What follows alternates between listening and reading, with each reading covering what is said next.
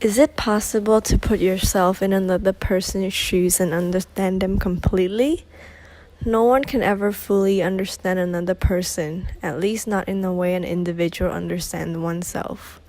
Have you ever struggled in making decisions regarding anything at all?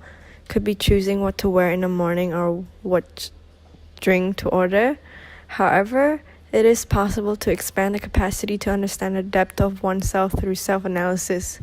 Poland 2011. According to Patterson et al. 2010, the advantages of doing self-analysis helps an individual to control the features of the tasks provided and grant superior learning motor. Greetings, my name is Barami Bun. I'm Cambodian and I am the youngest out of two siblings.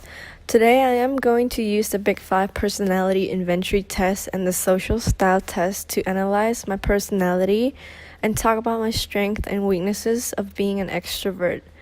I will also discuss how these strengths and weaknesses will positively impact and negatively impact me in the workplace. On top of that, I will also provide plans that I'll be implementing in order to improve my weaknesses and use it as an opportunity to help building my career path. According to the Big Five personality test, it shows that my top result is an extroversion. I received a 4.4 out of 5, which explains that I am highly extrovert. I personally think that this test accurately represents my personality traits. Some might even be shocking to me because I have never paid much attention to my personality. The Big Five personality test helps to assist me in analyzing my own personality by categorizing my answers into criteria that allows me to closely identify my strengths and weaknesses. My highest score is an extroversion. I wholeheartedly believe that I am an extrovert because I love interacting with people, especially in social events. According to Goldberg 2013, being an extroversion indicates the level of attraction in the crowds and the likelihood that an individual wants to interact with others.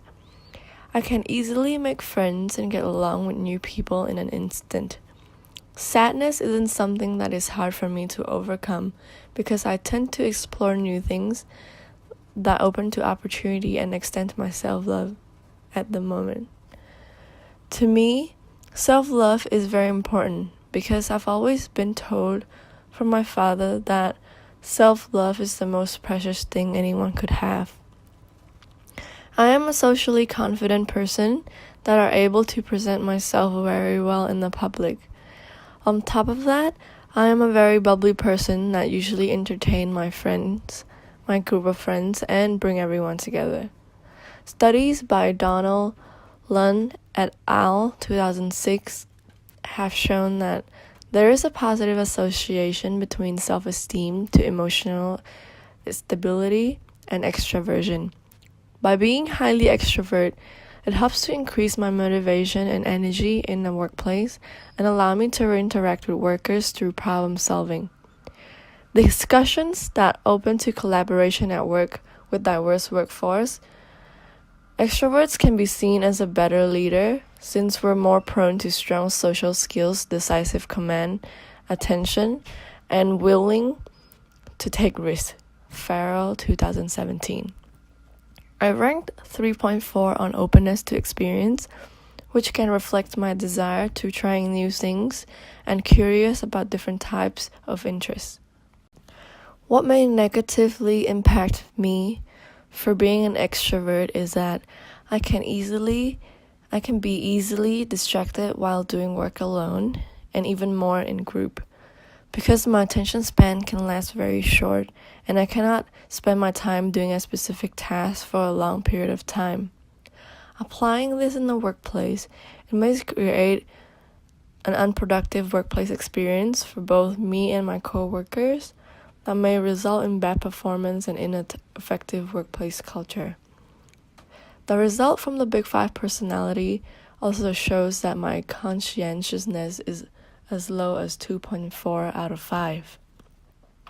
Costa et al. 1990 defines conscientiousness as the characteristics of complying to the rules, social norm, and principles.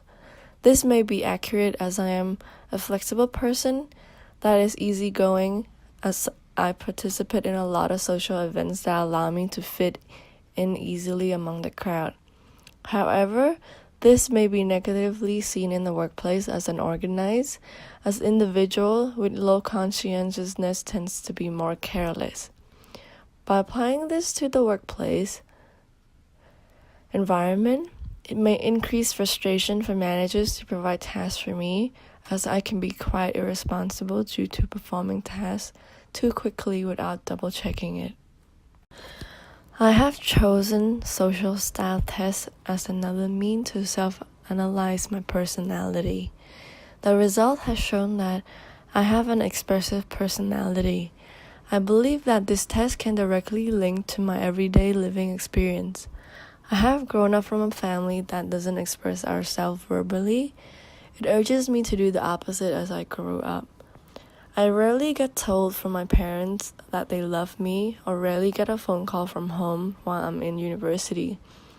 But I know that deep down they love me as much as every other parent loves their children. I know that my parents are quite traditional, as the older generations are not encouraged to express themselves towards the children because they're afraid that they will spoil them. This has affected me a lot as I grew up. Nevertheless, it helps to encourage me to raise my children differently and express myself more in order to spread the love. I am usually the person talking or telling funny stories at a party, or the person who think of games to play in order to increase the fun. When it comes to friend, I tend to have a longer lasting relationship with an individual that is amiable. However, I believe that I can be very unpredictable when it comes to argument or intense discussion. Being expressive can be a good thing in the workplace, as I am straightforward to the conditions or requirements and offer constructive criticism if needed.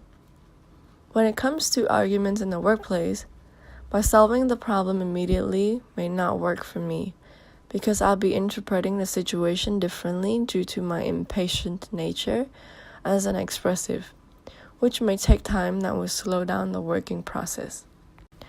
There are positive and negative traits of being highly extrovert in a workplace. On the positive side, I planned on controlling my level of socializing at the workplace in order to achieve productivity. This can be achieved through self-control, but avoid creating distraction to other employees and focus on achieving the set tasks to increase my efficiency and increase my employability. By improving my conscientiousness with detailed plans that help me to provide proper timeline and due date of the events will help me to be more responsible in the workplace and provide job satisfaction, which will lead to improvement in performance. I have been trying to improve my self-control in order to control my emotions and not letting it get in my way.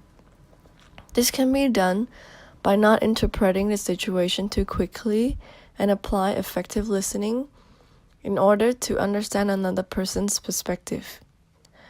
I will learn how to patiently listen to another person without interrupting them and not acting on my impulse to fully understand where the decisions are derived from in order to create a more effective and valuable culture in the workplace. However, I will not be practicing the culture of suppressing emotions in the workplace, as stated in numerous studies that suppression will lead to difficulties in searching for social support and create complication in the process of trying to form close relationship. Butler et al. 2003 and Srivatsawa et al. 2009.